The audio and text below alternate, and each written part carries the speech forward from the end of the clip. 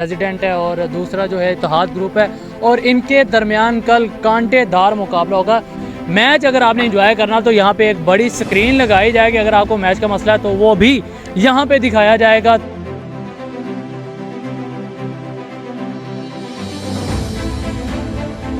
अस्सलाम वालेकुम viewers, today news के साथ मैं वकार हुसैन। यहाँ पे आप मेरे पीछे देख सकते हैं कि इलेक्शंस की पोलिंग के लिए जो गहमा गहमी है वो जारी है।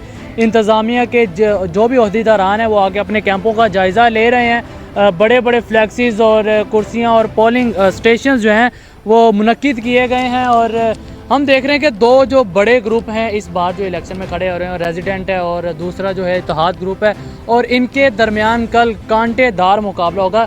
इसमें हम किसी को फेवर नहीं कह सकते, कौन फेवरेट है कौन नहीं, ये तो अब कल ही पता चलेगा कि लोग इसको वोट देते हैं। उसके अलावा हम एक नया ग्रुप उम्मीद ग्रुप देख रहे हैं जिसकी कोई उम्मीद तो नज़र नहीं आ रही, क्योंकि उनका एक कॉर्नर पे एक पोलिंग स्टेशन बनाया गया, तो उसके भी हम आप तक तफसीलात पहुंचाते रहेंगे। यहाँ पर सिक्योरिटी भी तैनात की जाएगी। मेरे पीछे आप ये बैरियर्स देख सकते हैं और ये जो आप मेरे पीछे टेंट और ये पोलिंग स्टेशन देख रहे हैं, हर ग्रुप जो है वो अलग-अलग अपना पोलिंग स्टेशन बनाएगा और वहाँ पे आके आप अपना वोट भी कास्ट कर सकते हैं। तो मेरी आपसे दरख्वास्त है कि 23 अक्टूबर यानी कि कल इतवार को state life cooperative housing society के मुस्तकबिल में अपना हिस्सा डालें, वोट दें, अपने घरों से निकलें।